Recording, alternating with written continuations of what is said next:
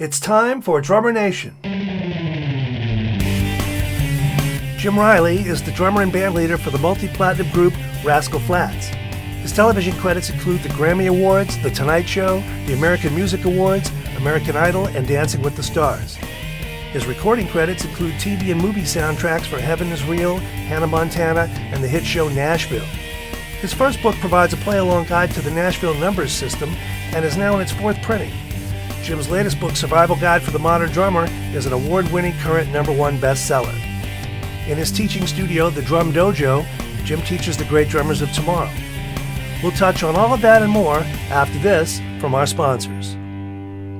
Sound Synergy's Percussion Care lubricants and conditioners include a series of 3 products for total drum kit care and maintenance. Percussion Care products in your gig bag ensures your entire kit will always look and sound its best. Check out their website at soundsynergies.net. Hi, this is Stanton Moore. I've been playing and teaching drums for over 30 years. My new site, Stanton Moore Drum Academy, is the perfect online drum learning platform for any level drummer to learn how to play the drums the same way I did. I'm looking forward to seeing a lot of you as subscribers on the site, and I think we're going to have a lot of fun. Today, I tried out some of the new HH Vanguard Series Sabian cymbals, and they sound great. Very warm, a little bit more low end. Sticking is a bit sharper and wide. It's a bit of a wider sound. It's not a pointed sound. I can really get into other sides of electronic music, acoustic jazz, folk music, using brushes, using mallets, really warm cymbals, really widespread. Sizes are great. My favorite being the 21, 22, those inches size cymbals give me more definition, and I can crash and ride the cymbal in the same stroke almost. It's a beautiful connection between getting loud bashes and getting stick definition while still keeping time. Hinchstick Practice Drumsticks by Sam Ruttenberg. These drumsticks are new and improved and help drummers understand proper grip, finger technique, and rebound so drummers can play more easily. The patented contoured swivel pads rotate to allow drummers the feel of an unencumbered, free-floating stroke. Hi folks, I'm Johnny Vidakovich down here in New Orleans, and I just want to let you know that I love music and I love you, and I'm doing some Skype lessons. And if you want to hook up with me on Skype, that information is on the screen. It would be great if we hooked up. Peace and love, Johnny V. Jim Riley, welcome to Drummer Nation, and thank you for doing my show. How are you, my friend? Doing great. Thanks for having me. Oh, I've been looking forward to it. First thing I have to ask you is you're from Boston, but you went to a great music school. You chose not to go to Berkeley, but to go to North Texas. What made that choice for you? Well, I think there were a lot of factors. I grew up kind of right in the shadow of Berkeley College of Music. I grew up in a town called Natick, Massachusetts, and my band director was a great jazz musician himself, and actually played in the 1 O'Clock Lab Band at North Texas in the late 60s. Who was that? And a guy named Jerry Ash. He's a trombone player. He played lead in the 2, and he ended up playing, like a second trombone in the 1 O'Clock, just so he could, get in the 1 O'Clock, But he was super fantastic musician. So when it came time to look at colleges,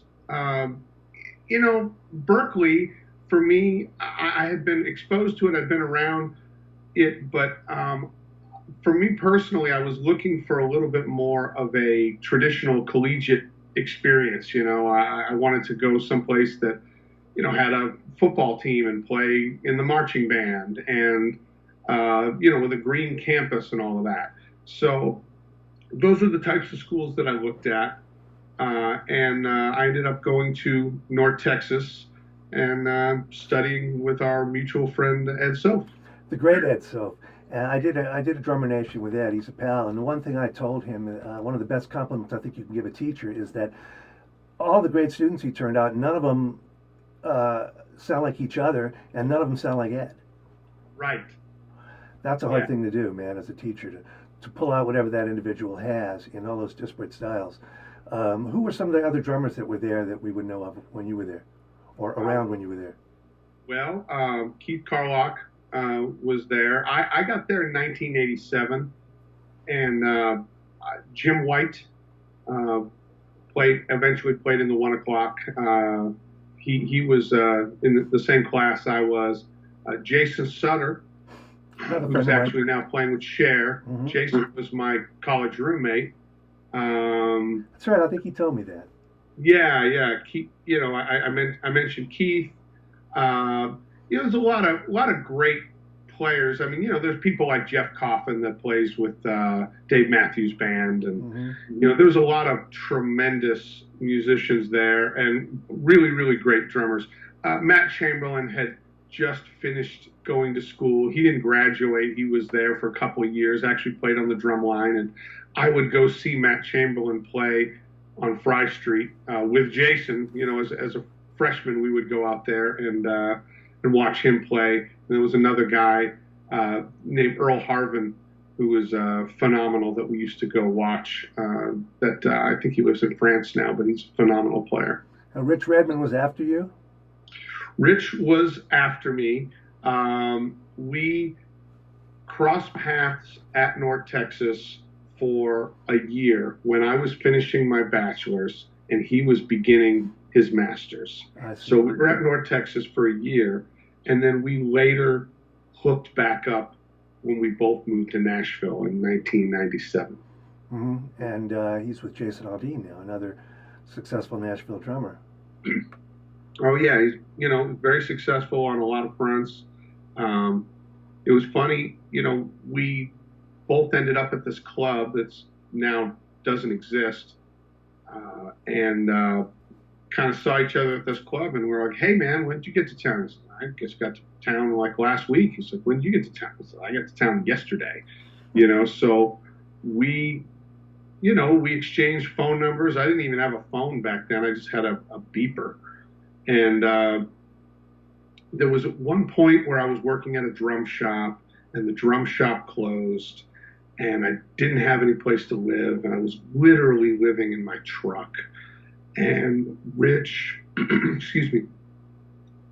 Rich called me to see if I would watch his cat while he went out of town to play with someone for about 2 weeks.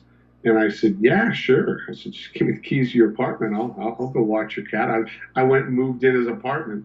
He came back, 2 weeks later, and I was moved in. And I said, "So how much is your rent?" And he told me, and I gave him, half that money in cash, and told him I was his new roommate. We were roommates for about, probably 7 or 8 months. Oh, so you guys are tight then, yeah. Yeah, absolutely. I think what our cymbals brought to the Sabian family is that there is lots more hand hammering. They're all hand hammered, and so you really have to perfect the hammering technique and where to hammer on the cymbal. You don't want to get the cymbal too thin in a lot of places. They were willing to try it, and I think we came out with a great product that is a great musical instrument. What is a key thing, if you had to distill it to a key thing or two you got from Ed Silf?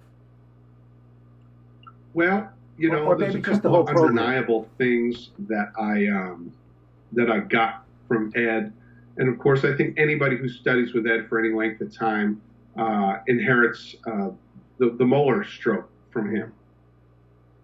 And I was teaching a Skype lesson with a guy in Quebec yesterday, and he was noticing the molar stroke, and it's just kind of ingrained in a lot of what I do. Not everything I do, but that motion is something that I learned from Ed. And I remember the first lesson I took with Ed, he taught me the molar stroke, and he was trying to teach me the ride cymbal pattern with the molar stroke, and I went home and practiced it completely wrong and was just sweating bullets when I went into my next lesson, because I was like, oh my gosh, I'm taking with this world-class teacher, and like what he's teaching me doesn't make any sense to me, and I'm going to have to be like, I can't do what you're asking me to do. And then he showed me, what I was doing. I was kind of trying to do it backwards of what he was trying to say. And I ended up getting it. And that's something that's really stuck with me. I think probably one of the more important things was just his sense of musicality. Like he taught me a lot about listening, making sure that durations match, learning how to set up a band. All of these things are things that he kind of opened my ears up to as a young student, and they transfer to every style of music. And that's the reason why when you look at Ed's students, the most important things that Ed was trying to teach us were all very universal concepts. Mm-hmm. And so that's something that I've tried to carry on in my own teaching. When you mention duration, you have notes, you're talking long, short, phrasing? Absolutely, longs, shorts, sometimes setting up a high note with low notes and low notes with high notes, and sometimes matching, a trumpet hit with a snare crack, and matching a trombone punch with a bass drum, and making sure that the duration of those notes match. And like I said, setting up a band, learning how to do that in a big band format was really helpful in learning how to set up a band in basically every format. Well, that was sort of my next question. You came from a classical background as a young man, and you have an education degree from North Texas, no less. So you have a lot of experience in a lot of different types of music. Big band seems to be the common denominator for drummers, that if you learn that style, you can apply it almost everywhere. My new site, Stanton Moore Drum Academy, is the perfect online drum learning platform for any level drummer to learn how to play the drums the same way I did, with the advantage of having me road test the material on hundreds of stages, countless clinics, lessons, and master classes, and dozens of studio sessions every year. On the site, you'll find over 13 hours of video, dozens of written lessons, and fresh material gets added all the time. I'm looking forward to seeing a lot of you as subscribers on the site, and I think we're going to have a lot of fun. I really wrestle with it because I feel like in some ways many of the university systems are broken in the sense that I feel like they place too much emphasis on genres and instruments that don't have as much actual marketable usage. For example, I talked to a friend of mine. She's an ethnomusicologist, and I asked her a question. I said, if I was to describe these three things, I want you to give me a year. I said, big band is all the rage. There are marching bands, very prevalent in every community, and four-mallet marimba is also all the rage. And she said 1922. And I went, interesting. And so what it kind of makes me think about is, what if we were teaching, say, electrical engineering, and we were giving people schematics from 1922 and telling them to go out into the world? And I think that that's why some graduates have a great deal of problem finding work, because they're great four-mallet marimba players that played on a drum line, and their best genre is big band jazz, which there's almost no big bands. Right. So for me, I feel like I don't regret any part of my my musical development at North Texas. I just wish that they would round out, and everybody, it's not North Texas, it's everybody, because I've done clinics around the country on the university level, and they're all basically the same, and a lot of them, frankly, are trying to copy North Texas. Mm-hmm. But they all have the same emphasis, and I feel like, I believe heavily in teaching big band jazz, but I also feel like there should be a lot more emphasis on popular music, which is largely ignored in the university system. That's a good point. I've also made the point to several people that there is no such thing as a professional marching band anymore. I think Disney had the last one, and I don't think they do it anymore. Woody Herman's great line, are big bands coming back? He says, sure they are, every football season. Yeah. Well, those are points well taken. There's still a great deal to learn from that setting. Absolutely. I Absolutely. know you would agree with that. Hi, this is Michael Vosbein, your host for Drummer Nation, and I do the show as labor of love, but I could use a little help. If you'd like to be a patron of the show, please go to the site patreon.com/drummernation. Help us out. Thanks. We've been talking about education. I know you teach privately, you teach on Skype, and you have the dojo. Tell me about that. And then we'll talk about your books and your gigs. Sure, absolutely. Well, teaching is something that I've always had a passion for. That's why I became a music education major, because I wanted to gain some insight into how to teach.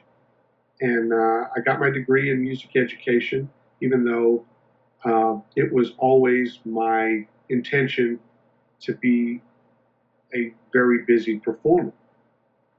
But the more successful I've gotten as a performer, the more opportunities it's opened up for me to get back to teaching. So when I bought the house that I'm in now, actually we built this house, and I'm sitting in the waiting room of my Drum Dojo teaching studio. It was an aim to open up a studio specifically to have young students study here. I have a great friend up in Missouri named Dr. Dennis Rogers, and he and I, when I lived in Kansas City, were working in a percussion ensemble, and he had enlightened me to this idea of teaching drums in a group environment. And I was very intrigued. It reminded me a lot of the idea of Piano Lab at North Texas, where there would be several of us taking piano lessons at the same time, and the teacher could listen in. And so I went and stayed with him and watched what he did. And I saw some of the great things that he did, and I saw some things that I didn't think technologically were that great. And I said, well, here's some things that I can improve about that. So 10 years ago, I started teaching lessons for kids from the 6th grade to the 12th grade. And what I was trying to do was concentrate on making sure that they were very successful within their musical systems at school, and yet making sure that I felt like I was giving them what they needed to survive on the next level, whether that was for them to just become a professional or hopefully to go on to college and study music further. So I do that. I did that yesterday. I'll be doing that today. I have classes of 3 to 5 kids, and it works phenomenally well. And so that's something that I've been doing for the last decade. And over the last several years, I've started doing Skype lessons.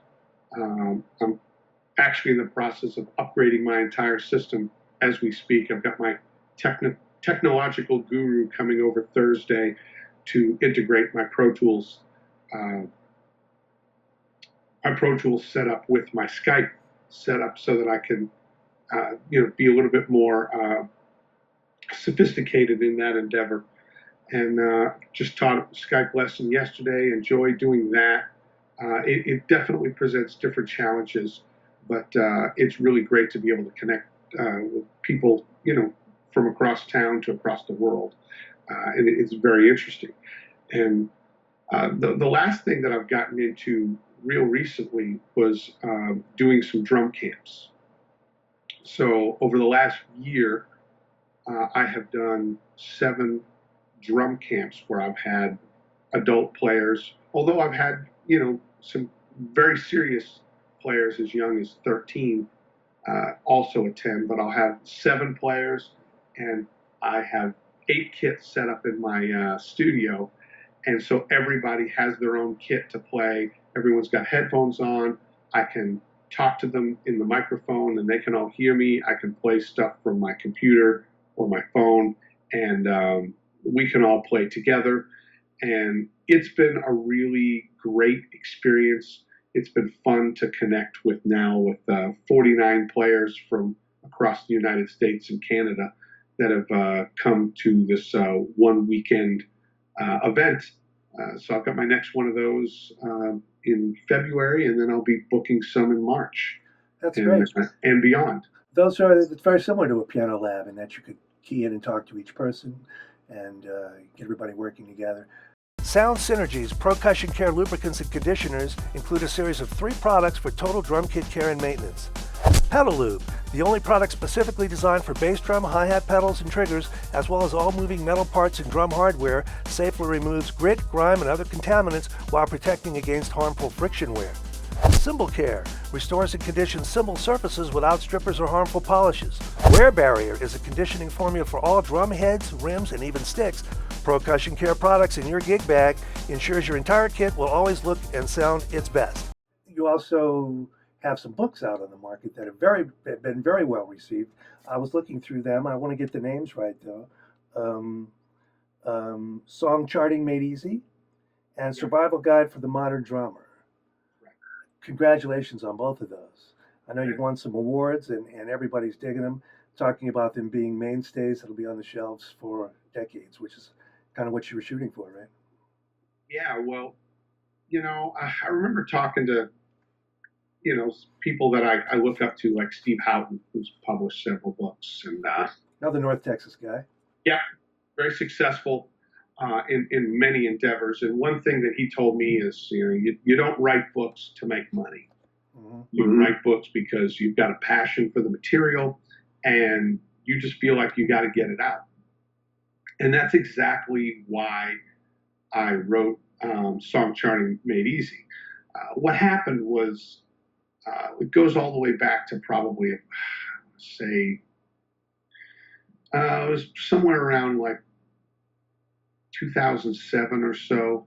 I played, actually, John Aldridge interviewed me for Modern Drummer in, I think, 2006. And it was a big deal. It really gained me a lot of exposure. A lot of people learned who I was from that interview in 2006. And yeah, now you came on my radar then too. John's a great guy. And one group of people's that I got on the radar was PASIC. They had a last minute opening and they asked me to come to PASIC and do a clinic, which was really the beginning of my clinic run that is still going today. Because at that point I hadn't really done any clinics on a professional level. And so I went to PASIC. I did by the way, anyone, if they don't know what PASIC is, Percussive Arts Society International Convention, they do an entire series of clinics with the top drummers in the world. It's in Indianapolis, and it's a really great trip if you ever are thinking about wanting to spend a weekend just diving into drums. It's amazing. I'm glad you pointed that out. It's a 4-day love-in for drummers. And yeah, it started out decades ago as classical music. Then they said, well, let's let the jazz guys in. Well, let's let the rock guys in. Well, let's let the world beat guys in. Well, let's let the drum circle guys in. Let's let the march. It's everything percussion from all over the world. And for the guys who like to go to NAMM, the drummers, if I can throw this in, who want to look at the stuff and talk to the manufacturers and play things, that's their place to go. PASIC is definitely the show for that, for sure. So one of the people I walked up to at PASIC was the guys at Modern Drummer. And of course they knew who I was because they'd been staring at my mug when they did the magazine. So I approached them about writing some articles for them. And they said, well, what do you have in mind? And the first one that I had in mind, I said, I'd like to do an article on the Nashville number system. And they said, okay, very interested. So I did a 2-part article for Modern Drummer. It was well received, and from that two-part article, I decided to send that to some publishers, and I ended up getting some info back from Hal Leonard, and they were interested in publishing a book. And so I did that book with Hal Leonard. It took me 2 years to finish that book, and for drummers and really for any musician, the Nashville number system, there's a lot of mystery surrounding it, and there really doesn't need to be. All it is if we just took do, re, mi, fa, sol, la, ti, do, and we assign numbers to it, 1, 2, 3, 4, 5, 6, 7, 1. That's basically what the numbers mean. So when I write a 4-bar phrase and I write a 1, 4, 1, 5, when I see those numbers on a chart, all I'm doing is kind of listening and mentally checking those off. So let's look at 2 different scenarios. You write a chart for a song and it says intro, 8 bars, verse, 16 bars, chorus, 12 bars with a little stop. And now you get into it. You're sitting there going 1, 2, 3, 4, 2, 2, 3, 4. So what are you doing? You're counting internally. So when I write a chart, I'm writing these numbers. So instead of counting internally, I'm listening externally. I'm listening for those chords to go by. And I feel like just that alone is an incredible trade-off. Like from going from counting internally to listening externally is a huge trade-off. Nashville number system chart, you look at it, you can see a song in one page, and it's like having a helicopter view of a song, and you can make all of your musical choices in advance. It's a lot like seeing a maze. Like if you've ever been in a maze during Halloween, like a corn maze, you can't see where the dead ends are. But if you were up above it, you can see all the dead ends and you can choose not to go that way. And that's what it's like looking at Nashville number system charts. It's an incredible advantage, and it's the system that we use almost exclusively here in Nashville. And it's one of the secrets to why Nashville is the music recording capital of the world. It's a very good point you make about being able to see the chart, to hear the chords. Sometimes in big bands, when they didn't have a drum part, you get a lead trumpet part. And if there's a blowing section, maybe it wouldn't be on the lead part.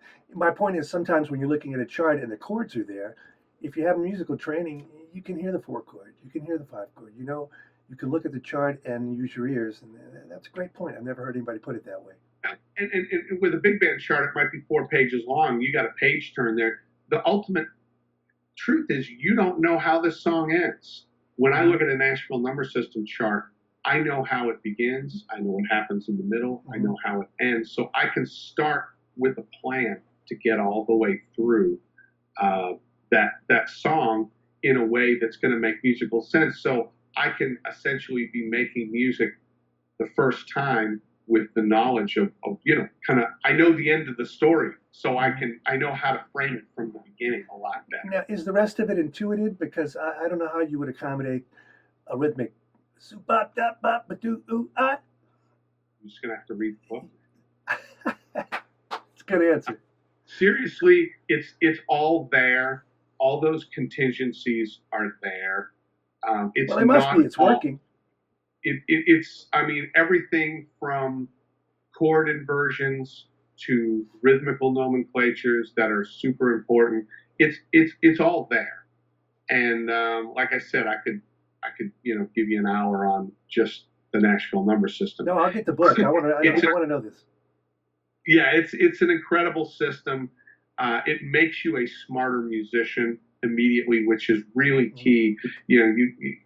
As musical director with Rascal Flatts, it's imperative that I know music and I know what everybody's doing, and so to have that knowledge that I can speak to the musicians on the same language that they are using. Because the rest of the musicians, they're not going, so, that part after the boom, boom, ba-da-da-dang, and then I do the thing and there's a stop.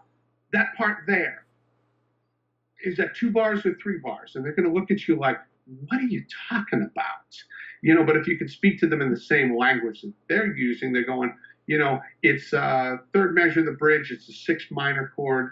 Oh yeah, okay. And like I said, as musical director with Rascal Flatts, I can't be a pedestrian. I have to be a driver. So I have to know what's going on from a musical perspective and be able to explain it. And in some cases, like when we did the last record, they sent me the demos. I wrote the charts. Then I handed them out to the band. We played them in the studio, and that's how we recorded the songs. And basically, some of those songs are the second time we played them, and that's the way they are on the record. That's great.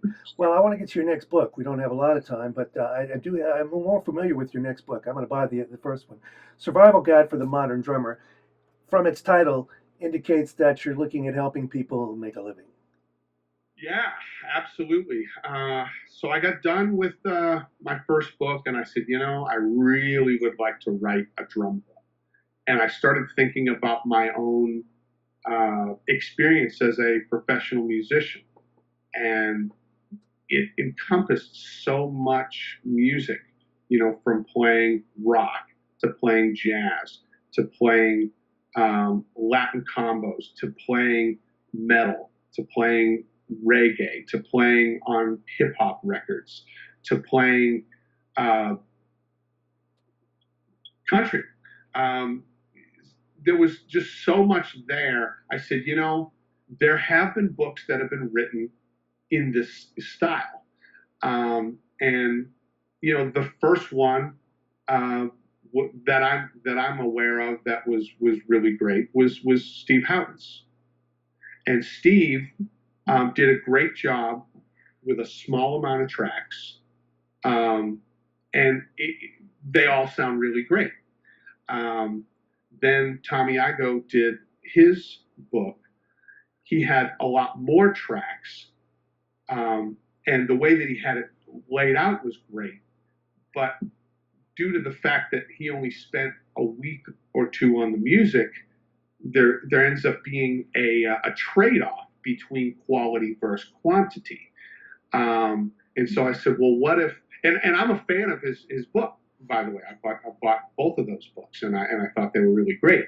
But I thought, well, if I was to do it from my perspective, I would have to be able to offer something that's never been done before.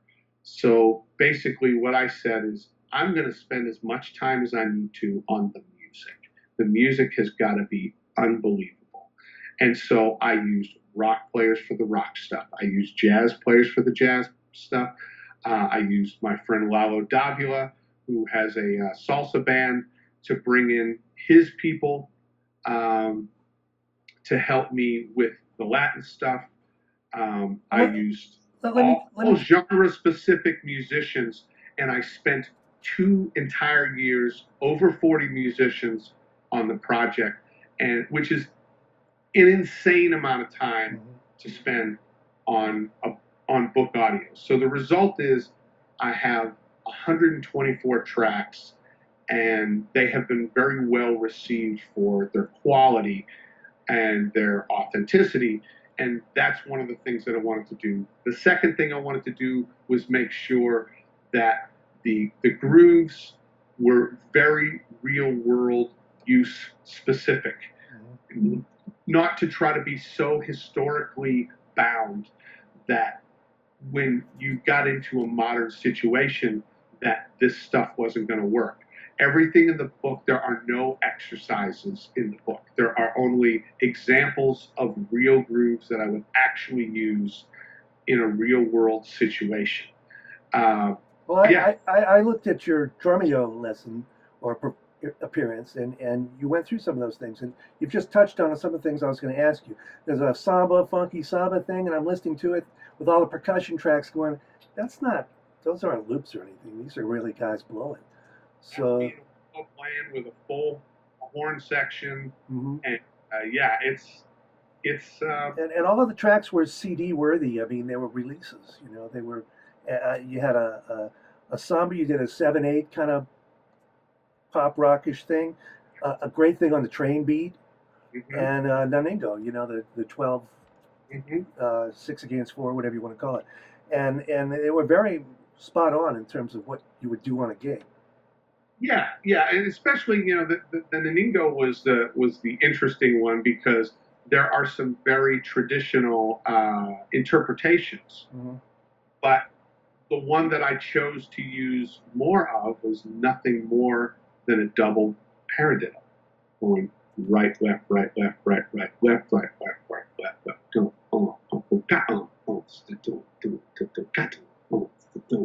And Exactly. I did use some more. I did sneak in some more traditional versions of it, halfway to satisfy the style police and halfway to just be thorough. And in truth, that's why I also snuck them into my performance of the Naningo to kind of demonstrate the 3 different versions that I teach in the book. But the book is not intended to be difficult, impossible.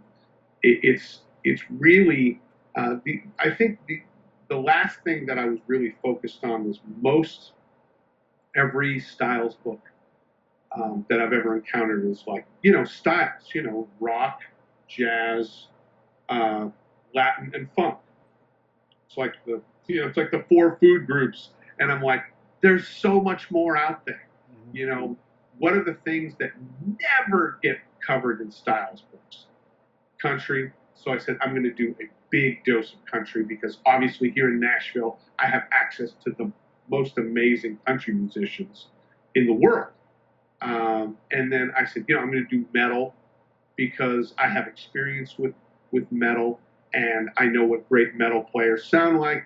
And frankly, I think that when people shut themselves off to any particular genre, all they're doing is they're shutting their professional career off from opportunities that could lead to another opportunity and another opportunity. Well, that opens nicely into the last thing I want to talk about, which is you didn't grow up expecting to be a country drummer, and you're not just a country drummer, but if you listen to country music these days, you're hearing all styles of music. It's all it's not the old Nashville sound anymore. And I imagine all these styles are things that come into play with your gig with Rascal Flatts. Absolutely. With Rascal Flatts being there for 18 years, I have played a songo with them on stage. I have played a samba with them on stage. I have swung on stage. There's been a lot of things, there's a lot of scenarios over 18 years where you'll be surprised what comes up. And every time those kinds of things happen, I'm thankful that I had that type of training. Because the last thing you want to have happen on a gig is for them to figure out, oh, that's that thing that he can't do. And then they're going, well, maybe we should get someone that can do that. And yeah, so it's been very helpful to have that education background. And so that's part of what I wanted to pass along in the Survival Guide to the Modern Drummer. It's been very well received. It's been out for 2 years now. Thanks to Drumeo, it spent some considerable time as the #1 drum book on Amazon for a while, briefly replacing the Stone Book and Syncopation, which are sitting there right now. That's some tall cotton, as they say in the South. Oh, it really is. It really is. Congratulations on that. A few things about the gig as MD. You don't see a lot of drummers who are MD, music director, of course. What does that job entail besides playing the drums? Well, it's like the Marvel ever expanding universe. It's always an ever expanding job. I mean, basically, I am in charge of making sure, like hiring the musicians that we hire, making sure that they are prepared. And of course, these are brilliant musicians, but I have to give them the tools to succeed, making sure they've got the right arrangements, the right keys. In the case of some of our multi-instrumentalists, making sure that I'm having each multi-instrumentalist play the right thing for what we're trying to accomplish musically. Interfacing with the artist. In many cases, I've written new arrangements. I've written introductions, outros, segues. You can find on YouTube, you can find an a cappella thing that we did a couple years ago with Rascal Flatts. We actually did the song Happy by Pharrell, and I did a 7-person a cappella arrangement of that. I've done string arrangements, I've done choral arrangements. When we do television specials, I supervise final mixes to make sure that, there's not like mistakes in there that someone wouldn't even perceive as a mistake. These small Pro Tools fixes that you can do, and B, just to make sure that the mix is represented well. And like I said, I interface with the artists. I can act as a buffer between the band and the artist and the artist and the band. I'm just right now, we've got some gigs coming up in February, and I'm interfacing with the artist and the band about getting together for a rehearsal before that run.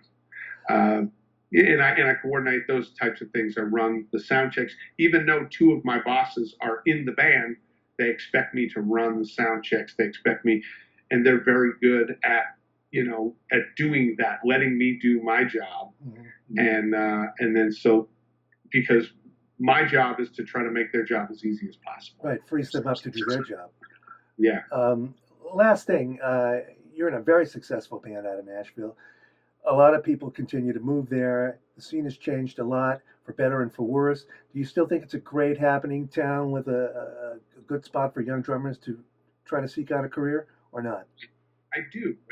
When I moved to Nashville 20 years ago, people were telling me, "Man, you missed the boat. You really missed it," because in the early 90s, and if you look historically back in the early 90s, you see Garth Brooks was the biggest thing in the world, and Alan Jackson and Trisha Yearwood and George Strait and Reba McEntire were just killing it.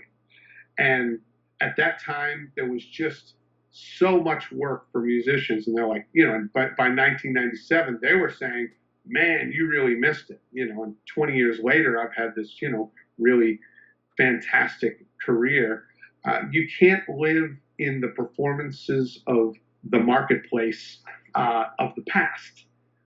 These young kids, they don't know it. They don't care. They're going into this world. And the fact is, there's always going to be young new artists, and they're always going to want a drummer that's a peer of theirs. I mean, I've been here for 20 years. I'm not looking to play with the next 23-year-old sensation. I'm hoping that a 25, 27, 29-year-old drummer that moves to town is going to be playing with them. And then they can have a long career with somebody like that. So yeah, I still think it's great. And you're right about the genre. It's not the same as it was, but it never is. Country music is not a specific sound. It's not the sound of the 1960s. Country music was around before that. It had an identity, and it's around now. And I think the common thread, the thing that makes country music is the stories. It's the stories. When we listen to rock and roll, we listen to the way that it makes us feel.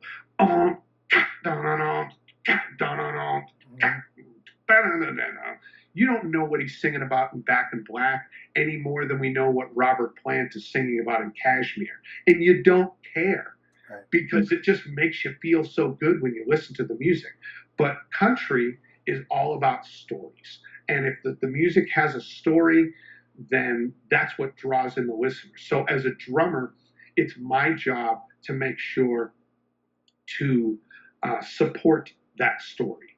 And so my drumming has to support that story. And so I'm always aware of what is happening in that song and how I can best serve the song. And if you do that, you can be very successful in this town.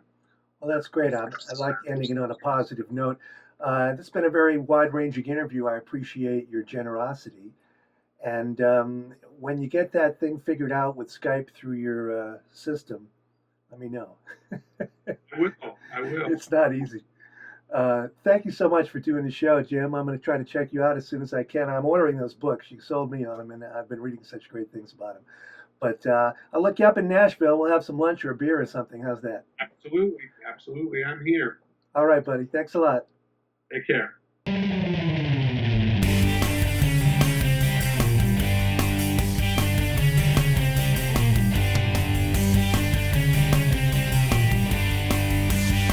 This is your host, Michael Vossbein, and I'd like to thank our friends at Sabian Cymbals, Sound Synergies, Stanton Moore Drum Academy, and Classic Drummer Magazine. Thanks for watching. We'll see you next time.